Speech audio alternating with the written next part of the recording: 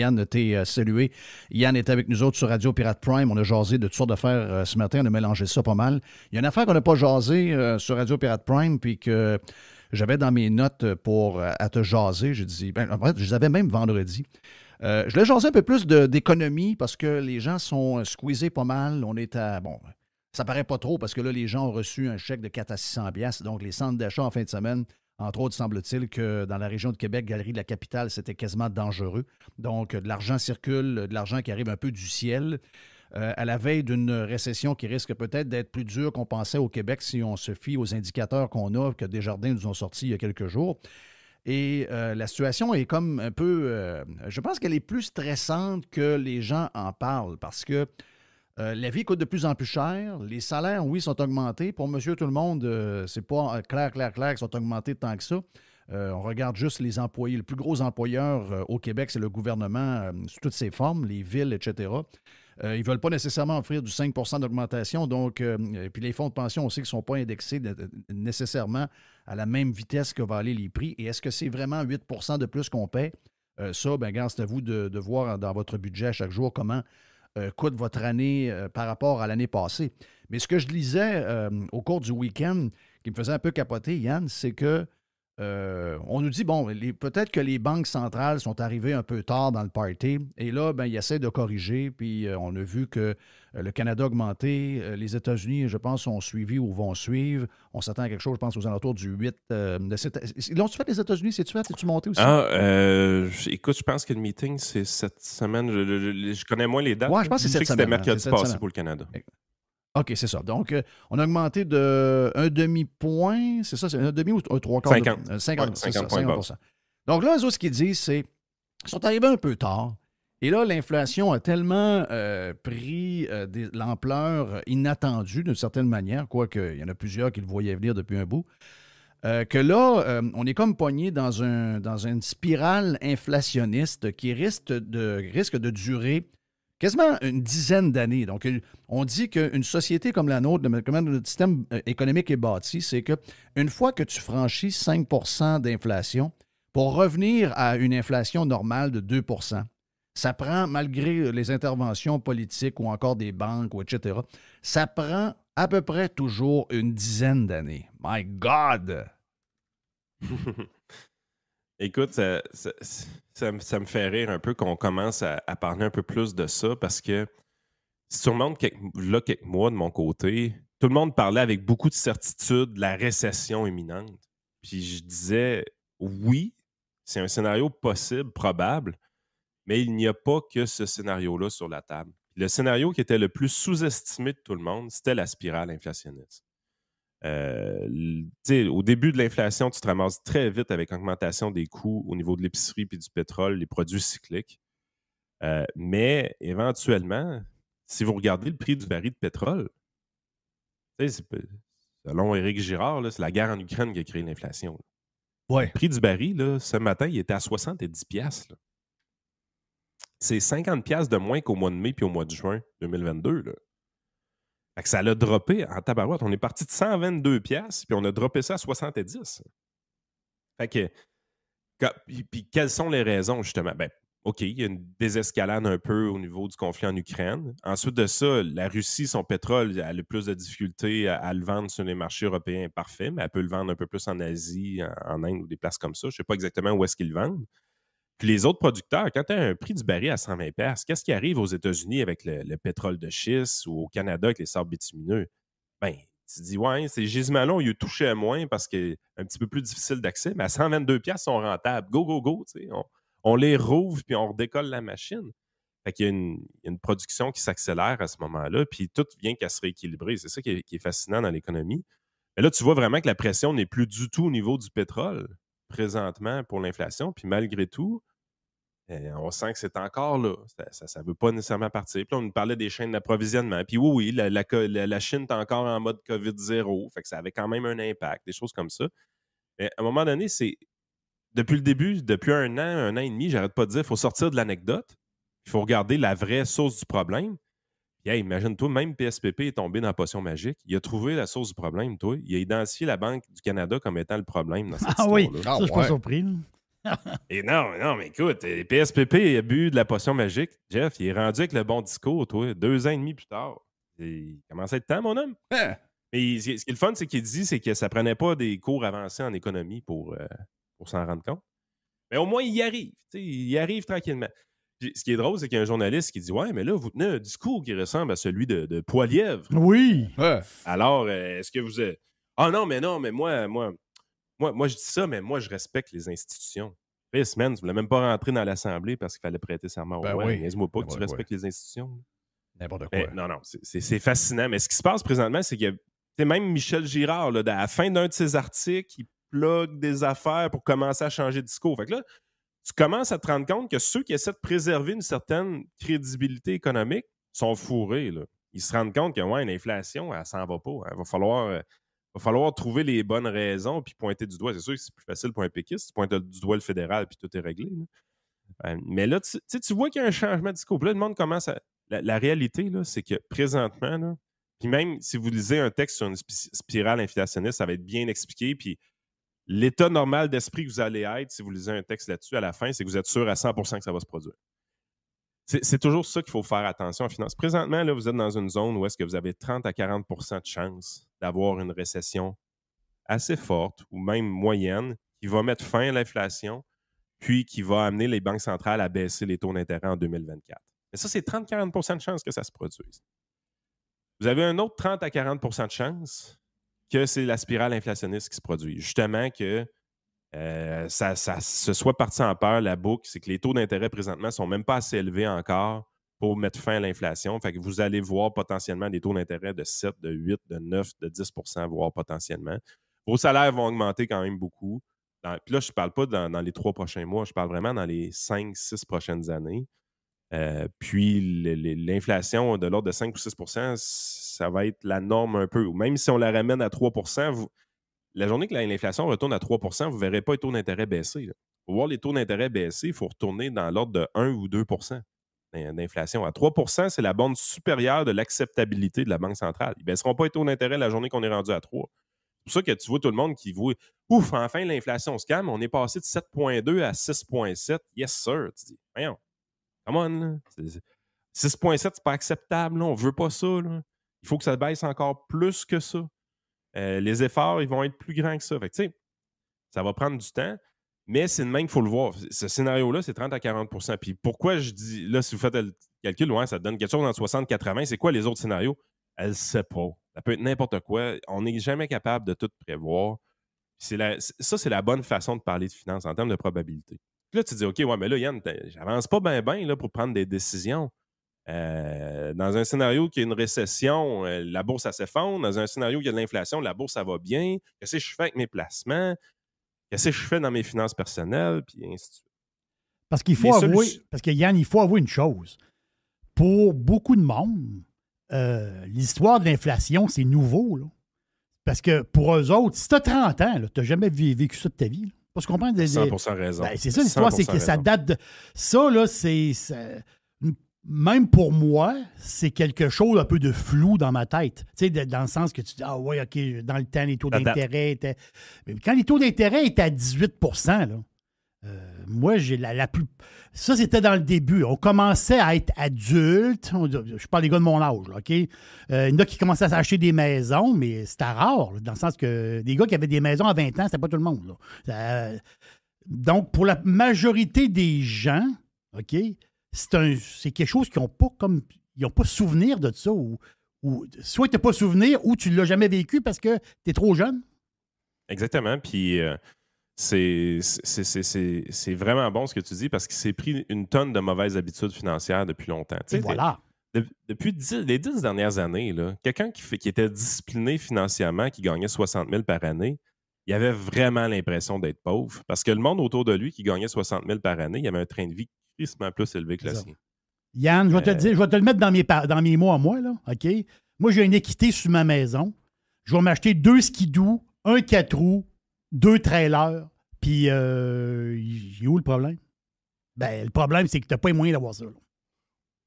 Si tu veux faire du skidoo, va en louer un. Ouais. Je parle pour moi, là. Je parle pour moi. Moi, j'ai pas les moyens d'avoir un trailer avec 2 skidoo. Là, tu vas dire, ouais, oui, oui, Jerry, t'as les moyens. Je sais que j'ai les moyens, mais je pourrais pas aller en Espagne en vacances. Je pourrais plus aller manger au restaurant. On vit comme un Christophe de pauvre pour 2 skidoux par un trailer. Tu sais, à un moment donné, le monde, ils ont ambitionné sur leur fausse richesse. Mais c'est ça l'histoire. Ben écoute, le slogan d'une des grandes banques canadiennes, c'est « Vous êtes plus riche que vous ne le croyez ». Puis ce slogan parlait énormément aux gens. C'était pas pour rien qu'ils avaient mis ce slogan-là en place, mais ça l'amenait des mauvaises habitudes financières. Puis ça montre un peu aussi comment les banques nous aiment. Les banques nous aiment bien endettés. Yann, une des choses, on avait un souper de pirates au Cosmos il y a quelques semaines, puis il y en a qui étaient dans le milieu de la finance, puis ils me disaient, dans le milieu des banques, il dit, tu sais, le reverse mortgage là, que les personnes âgées prennent.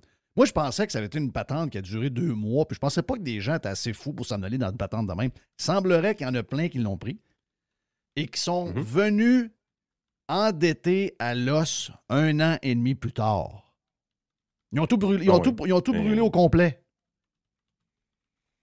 Ben, c'est de l'argent accessible. C'est pour ça qu'à un moment donné, il faut vraiment... Puis les gens, là, ce que vous devez comprendre, c'est sûr que ça aurait été plus efficace encore si vous l'aviez fait il y a 1 an ou 1 an et demi, mais peu importe, il n'est jamais trop tard pour commencer. Le nerf de la guerre, dans les 2 grands scénarios qui sont sur la table présentement, là, le nerf de la guerre, c'est la dette. Dans les 2 cas, si vous vous désendettez, vous allez être gagnant, puis je vous explique.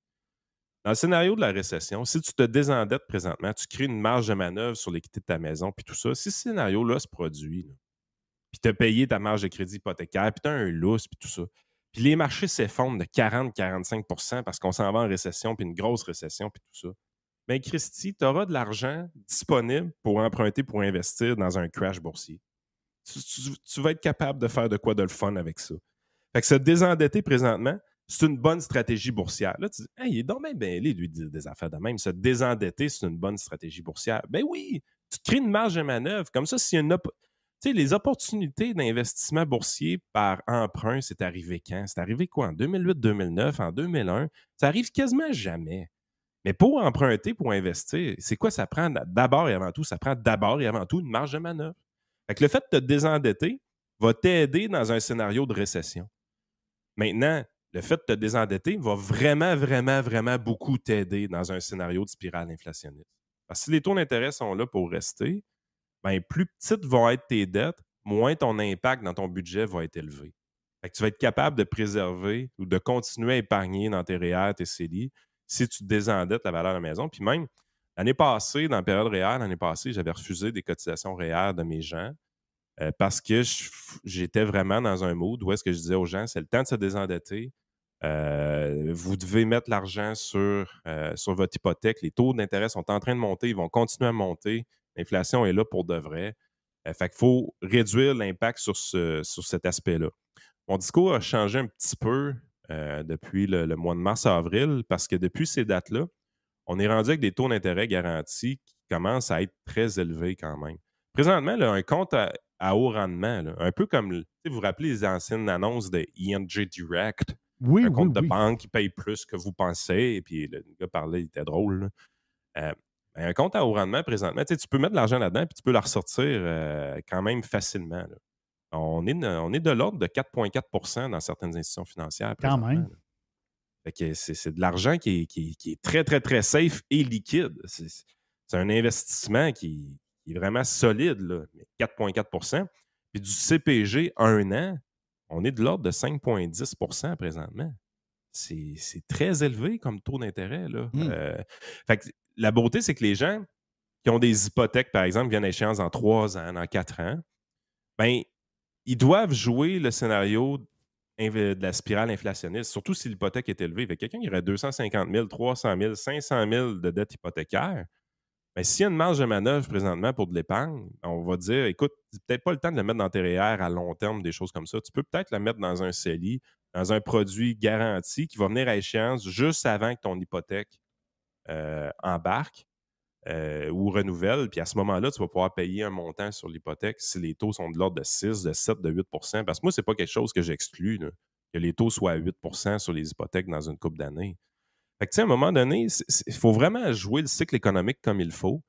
Quand les taux d'intérêt qu'on avait, c'était 1-2 % sur nos hypothèques, c'était pas super tentant de faire baisser la valeur de cette hypothèque-là. Je veux dire, il y avait des opportunités de placement plus intéressantes que de payer son hypothèque. Mais là, on n'est plus là. Présentement, c'est quelqu'un qui est en taux variable va mettre beaucoup d'efforts sur le paiement de son hypothèque plus que sur ses investissements. Puis quelqu'un qui est en taux fixe, qui renouvelle dans 2-3 ans, peut faire la même chose avec des produits de placement garanti qui vont l'amener à échéance à ce moment-là. Fait que là, moi, ça fait à peu près un an et demi que je dis la même chose à tout le monde. Là, on se désendette. Ben, ma chanson, elle ne change pas présentement. C'est encore objectif désendettement. C'est ça vraiment qu'il faut faire dans le cycle économique actuel. Moi, tu as vu, que je l'ai fait. Là. Nous autres, on avait un projet, puis j'ai dit, moi, je fais ce projet-là. Le but, c'est de sortir avec 0 dette. OK, moi, je ne veux plus de dette. J'ai 55 ans. Je ne veux plus de dette. J'ai une location de voiture. Ça finit là. Le reste, j'en veux plus parce que je veux avoir le destin de mes choix plus clair. On vieillit, là. On ne sait pas quand est-ce qu'il va nous arriver une maladie. On sait que ça peut arriver vite. On veut profiter des années à venir. Je ne dis pas que je veux être inactif, c'est pas ça, mais je veux plus en avoir de dette. Je veux plus avoir, même si c'est 100 000 de dette seulement, j'en veux plus. J'en veux plus. Puis je pense que, justement, avec toutes les histoires de financement, puis moi, j'en connais là, des gens qui sont stressés. Là. Ils sont à 2 ans de leur renouvellement hypothécaire. Hey, excuse-moi, on ne jasait pas de ça ben autour d'une bière. Là. Mais les gens, maintenant, jasent de ça. Là. Ils disent, ouais, là, t'as peu. Là, mes dépenses, j'ai telle affaire. Puis c'est pas des gens extravagants, là, des gens qui vivent selon leurs moyens, mais ils ont des enfants, puis les enfants s'en vont à l'école, puis l'école, quand ça avance, Jerry, tu le sais, là, ça coûte pas cher là, quand ils sont à l'université, puis qu'il faut que tu payes un appartement à Montréal ou un appartement... Ça fly. Ça coûte cher. Donc là, tu as l'essence qui, malgré que le baril est à 70$ au Québec, est toujours... Moi, je paye ici 2,99 US. OK, j'ai payé même 2,83 US cette semaine. Chez nous, c'est encore... Ça ajuste plus vite que nous autres. Là. Comment tu dis? Ça s'ajuste pas mal plus vite que nous autres. Oui, c'est ça. Nous, ça ne s'ajuste pas parce que, puis le PQ est tout croche là-dessus. Le PQ dit, c'est les pétrolières qui font trop de profit. Mais non, c'est le vendeur. C'est le vendeur. Ça, c'est le groupe Dufresne. Je suis actionnaire de Couche-Tard, merci, mais je veux dire, à un moment donné, vous savez, je suis allé à un de leurs dépanneurs ici qui s'appelle, Circle K. Il est superbe, là. C'était incroyable. Probablement que les autres, ils croient encore pour le pétrole pour plusieurs années parce qu'ils ont bâti ça, c'est neuf. Il y a déjà une vingtaine de pompes à essence. Mais je veux dire, je ne le paye pas cher comparativement chez nous. Donc, c'est la même compagnie. Mais au Québec, je ne sais pas pourquoi la raison, mais les détaillants au Québec, dont le groupe Dufresne, vendent très, très, très cher. C'est la même chose pour les maisons, c'est la même chose pour un paquet d'affaires. Donc, les gens sont stressés sur leurs dépenses mensuelles. Ah, mais tout à fait. Puis une des raisons aussi, c'est qu'il y a quand même des prix planchers au Québec. Il y a la Régie de l'énergie qui fixe des affaires puis tout ça. Fait que, tu sais, à un moment donné, une guerre de prix là, dans les essenceries serait le fun, une fois de temps en temps. Là. Ça ferait baisser les prix un peu. Fait que, tu sais, on souhaite que ça arrive, mais ça n'arrivera pas. Mais si je reviens justement, tu l'as fait, la portion désendettement, puis ça fait en sorte que présentement, ton stress financier il est très bas. La plupart de mes clients qui se sont désendettés beaucoup dans les dernières années, présentement, ils rentrent dans cette crise-là, ils ne vivent pas l'anxiété de leurs partenaires ou leurs collègues. Fait que, tu sais, il y avait une petite jalousie qui s'installait au fil du temps. Tu te dis, ouais, il me semble qu'ils vivent d'une manière plus riche que moi, puis on fait le même salaire. Mais présentement, les gens qui vivaient au-dessus de leurs moyens sont beaucoup plus anxieux que les gens qui ont été plus prudents. C'est un peu la revanche des écureuils. Là. C'est vraiment ça qui est en train de se passer présentement au niveau économique. Ça va ramener des bonnes habitudes financières dans la tête des gens. C'est pas vrai que le surendettement qu'on avait, qui amenait une certaine surconsommation aussi, c'est pas vrai que c'était sain. Fait que là, tout ça va se corriger, ça va faire mal. Il y a des activités qui vont être coupées, il y a des ralentissements qui vont se produire au niveau de l'économie. Ça ne veut pas dire que ça va être nécessairement une récession, mais du moins des ralentissements, ça, c'est pas mal sûr déjà. Puis c'est sain, c'est extrêmement sain. Mais gardez une chose en tête, là, vraiment, là, si c'est beau chialer sur l'inflation, c'est beau identifier les causes et tout ça. Au niveau individuel, on peut tout faire de quoi. Puis dans les deux cas, je vais le répéter, là, mais dans les deux grands scénarios qu'on a, là, la récession qui mettrait fin à l'inflation très rapidement ou encore la spirale inflationniste, ces deux grands scénarios-là qui sont très probables en même temps, qui ont des impacts boursiers complètement différents. Il y en a un que la bourse à plante, l'autre, la bourse va bien. Vous vous êtes dans une position où est-ce que le désendettement dans les deux scénarios vous aide énormément. Énormément. C'est pas quelque chose que je disais nécessairement en 2015-2016. On avait plus un discours de sobriété dans ces années-là, si ce mot-là n'est pas trop galvaudé. Où est-ce que c'est pas bon d'être surendetté, mais si c'est de la bonne dette, c'est pas la fin du monde. Une dette hypothécaire, au taux d'intérêt qu'on a là, tu as des meilleures opportunités sur la bourse de toute façon. Fait que tu sais, t'es pas pressé de payer une dette hypothécaire, tu n'es pas pressé de payer un prêt étudiant, ainsi de suite. C'était plus le feeling qu'on avait dans ces années-là, ce qui était le bon feeling à avoir. Mais là, c'est plus ça. Présentement, la dette, même hypothécaire, est très onéreuse dans le bilan financier. Donc, il faut s'y attaquer. Il faut réellement s'y attaquer, puis il faut faire baisser ces montants-là d'endettement. Là, je ne suis pas en train de vous dire de downsizer ou de vous délocaliser. Là. Non, je comprends. Je suis en train de dire, moi, les clients qui vont arriver vont dire, hey, tu sais, Yann, je t'envoie 10 000 $ de réhab par année au mois de janvier, peu importe. Cette année, je vais le skipper. Je vais l'appliquer sur mon hypothèque à taux variable. Good job, man. Good job. C'est exactement ça qu'il faut faire. Puis moi, je suis payé en fonction de l'actif sous gestion. Normalement, je devrais tirer de mon bord pour avoir plus d'actifs sous gestion. Puis je suis en train de vous dire, non, c'est pas le temps d'acheter des actifs financiers si vous avez des grosses dettes. C'est sûr que si tu n'as pas ces grosses dettes-là, tout ça, oui, achète-en des actifs financiers, c'est bien correct. Il n'y a aucun problème avec ça. Mais dans le bilan financier, généralement, on attaquait les actifs dans les dernières années. Bien là, présentement, dans votre bilan financier, il faut attaquer les passifs. Les passifs sont problématiques dans vos bilans financiers. C'est eux qu'il faut attaquer. Très bon conseil. Mais jouons là-dedans un peu plus. Il reste encore quelques minutes. Il y a quand même un stress. Le stress est celui-ci. Surtout pour, on prend l'exemple souvent du gars à Jerry qui cherche une maison. Puis il veut pas. Nous autres, on regarde nos filles 21, 19 ans. Je ne vous dis pas qu'ils vont avoir une maison dans 2 ans, là, mais c'est plus proche que loin. Là, je regarde le marché. Je regardais le marché aux États-Unis pendant que je suis ici depuis une semaine. Je me suis fait une tête assez rapidement de ce qui se passe. Je regarde le marché canadien également. Aux États-Unis, c'est un système qui est différent. C'est une hypothèque pour 30 ans, puis tu l'as pour 30 ans. Là. Tu ne négocies pas au bout de 5 ans. Donc, les taux sont légèrement plus élevés, même pas mal plus élevés en ce moment aux États-Unis que chez nous. Ça n'a aucune influence sur les prix des maisons, ou à peu près. Je ne vous dis pas que je sens la même fébrilité. Il y a beaucoup de maisons en construction qui ont probablement été achetées il y a 6, 9 mois, 1 an et demi, parce qu'il y avait de l'attente sur les maisons. Donc, pour eux autres, je ne sais pas comment ça va virer, là, parce que souvent, le closing de la maison va se faire lors de la possession. Ça veut dire que quand ils ont fait leur budget de maison il y a 1 an et demi, ce n'était pas les mêmes taux. Donc, il y en a que, d'après moi, c'est pas l'achat de leur vie, là, c'est peut-être plus le nightmare de leur vie. Mais je vois dans les parkings de gros builders de maisons modèles. Là, quand vous arrivez à une place, il y a une quinzaine de maisons modèles. Habituellement, les parkings étaient beaucoup pleins. Je ne vous dis pas qu'ils ne sont pas pleins, mais je vous dis qu'ils ne sont pas pleins comme avant. Tu sens que l'activité est ralentie. Mais les prix, jusqu'à maintenant, les maisons tiennent. OK, mettons qu'il y a une correction de 10 à 15 % et que finalement, on s'en va sur ton idée qu'on pourrait avoir, même au Québec, des taux d'intérêt pour les maisons aux alentours de 8 % à peu près en moyenne. Qu'est-ce qui va arriver? Là? Je veux dire, nous, puis je suis d'accord avec vous autres, là, je suis d'accord avec Jonathan Hamel, je suis d'accord avec toi, je fais partie de ces gens-là depuis longtemps qui disent que l'argent à 2 % ça amène des parties incroyables, ça amène des WeWork puis des folies complètes un peu partout. Puis les gouvernements sont les premiers à tomber dans la folie de même quand l'argent ne coûte rien. Mais il y a quand même, je veux dire, nous, quand on était à 6 %, je sais que je ne gagnais pas 100 000 par année. On gagnait probablement 35 000 par année, mais on payait nos maisons 64 500. Puis la maison avait 1 an et demi ou à peu près, elle était neuve. Mais là, on avait une hypothèque à 6 %, on trouvait ça bon. Mais là, 6, 8, avec des salaires, mettons, du 35 000 du temps qui est rendu à 60-65 000 aujourd'hui. Là, la même maison, tu as 389 000. Puis là, c'est assez rare à trouver. Bonne chance pour la trouver. Simonac, en bout de ligne, il va falloir rester quelque part, puis il n'y a rien de ça qui va descendre parce que la main-d'œuvre ne descend pas. Là, on voit que les villes sont parties sur les histoires de protéger les territoires. Qu'est-ce que ça veut dire, ça?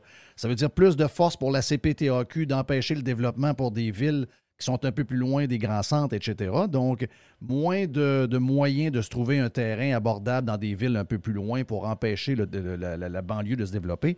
Donc, tu vois un peu dans où on s'en va. Oui. Le stress pour le monde est quand même gros pour nos jeunes aussi qui s'en viennent. Là. Ben écoute, c'est bon, la mise en relation que tu fais, c'est exactement ça. L'équation là, de stabilité ou d'équilibre pour qu'un marché immobilier soit en santé, il faut que le prix, par rapport au taux d'intérêt et par rapport aux revenus des gens, ça fasse du sens. Là, qu'est-ce qui est arrivé? C'est que dans les derniers 12 mois, le taux d'intérêt s'est mis à monter très, très, très, très, très, très vite. Bon, OK. Est-ce que l'équation est respectée? Est-ce qu'on est en équilibre? Ben, probablement pas. Là, on est dans une phase de transition. Donc, les deux autres doivent bouger. Qu'est-ce qui peut bouger en premier? Plus facilement, le prix, évidemment. On l'a vu un peu. Déjà, sur l'île de Montréal, on voit des moins 12 % dans certains secteurs éventuellement. Fait que le prix a commencé à bouger à la baisse, mais pas d'une manière si dramatique que ça. Sauf que tout le monde prend pour acquis que hey, est-ce que le marché immobilier va crasher, je vais attendre qu'il crash avant d'acheter. On oublie également que l'autre facteur qui peut contribuer à équilibrer l'équation, c'est que le salaire se met à monter. C'est des changements économiques, ce n'est pas des choses qui se passent en 3 semaines. Ça, c'est des fois le défaut qu'on a, surtout quand on fait du commentaire. On est obligé un peu de raconter l'histoire puis de montrer les choses, mais ça prend du temps à se mettre en place, ces choses-là. Les prix peuvent bouger sur quelques semaines, quelques mois assez rapidement, mais les salaires, ça ne monte pas en quelques semaines, quelques mois. Là. Ça prend des années avant de s'effectuer. Fait que c'est dans un scénario inflationniste, c'est vraiment plus le volet salaire qui va se mettre à bouger plus que le prix des maisons. Il pourrait monter quand même assez dramatiquement. Ça, c'est un des morceaux. Où est-ce que les gouvernements vont pouvoir aider? Puis là, tu avais vraiment un point que tu touchais qui était pertinent là-dedans. C'est qu'à un moment donné, comme gouvernement, tu te dis, OK, il y a une transition qui se fait, ça commence à être vraiment difficile pour les jeunes d'acheter des maisons à cause que justement, cette équation-là est déséquilibrée. Comment je pourrais aider? Bien, tu pourrais aider en augmentant la productivité, en baissant le coût de certaines choses. Donc, la main-d'œuvre pour une construction neuve, par exemple. Je ne dis pas de baisser le salaire des gens dans la construction, sauf que tu pourrais peut-être décloisonner les métiers. Tu pourrais peut-être faire en sorte que ces chantiers, ça opère d'une manière un peu plus fluide, puis qu'on fasse des bonnes économies sur les chantiers de construction sans baisser le salaire de personne. Bien, le salaire des gars de construction, il nous coûte cher, mais eux autres, il ne leur reste rien. Ils se font manger par je ne sais pas combien d'affaires. Quand tu payes 80$ de l'heure plus taxe un employé sur la construction, le gars, c'est pas pour rien qu'il a un pick-up rouillé. Je pense qu'il y reste à peu près 37-38$. Je comprends que là-dedans, il y a des vacances et tout, là. Mais je veux dire, on paye très cher. On dirait que tout le monde vient de bouffer là-dedans. Puis ultimement, le gars de construction qui travaille fort, qu'on a besoin, bien lui, il n'est pas plus riche, là. Non, c'est ça. Fait qu'on peut jouer un rôle là-dessus, vraiment déréglementer, décloisonner les métiers en construction. Il y a des gains de productivité gigantesques à faire là qui bénéficieraient beaucoup aux consommateurs. Puis l'autre point que tu as dit, la déréglementation au niveau du zonage, même chose. Baisser le prix des terrains. Il n'y a pas 250 façons de baisser le prix des terrains. Il faut que tu aies plus de terrains disponibles demain matin. C'est pas plus compliqué que ça, là. Il faut enlever TPS, TVQ sur la première maison neuve. En fait, la première. Ah, ça, c'est ta sûr, maison ça principale, TPS, TVQ, que ce soit rénovation, construction neuve, c'est une place qui est essentielle autant que d'acheter de la viande. Là. Je veux dire, il n'y a pas de rapport. Oui. La taxe de bienvenue, il faut enlever ça au plus sacrant. Puis il faut mettre un vérificateur également qui check les villes, savoir comment ça se passe dans ces crises de villes-là, qui sont rendus augmenter la première occasion qu'ils ont, ils augmentent les taxes de 5 %. Puis eux autres ne font jamais de nettoyage en leur manière. Tu sais, si la mairesse de Montréal ne passe pas une semaine à la COP 15 puis qu'elle ne gère pas sa ville comme du monde, on va dire de quoi le problème il est peut-être là. Elle est peut-être défocusée, madame. Là. Si Twitter est capable de mettre la moitié des employés dehors sans baisser les services, peut-être qu'on pourrait essayer ça au niveau municipal. Mais ça, thank you, man. Yann Sénéchal, votre conseiller.net, qui vous dit, si vous avez de l'argent cette année, gardez-le pour vous autres, mettez ça dans votre hypothèque. Donc, mais si vous avez besoin de lui quand même, votre conseiller.net plus les podcasts avec Frank, disponibles sur toutes les plateformes ou à peu près.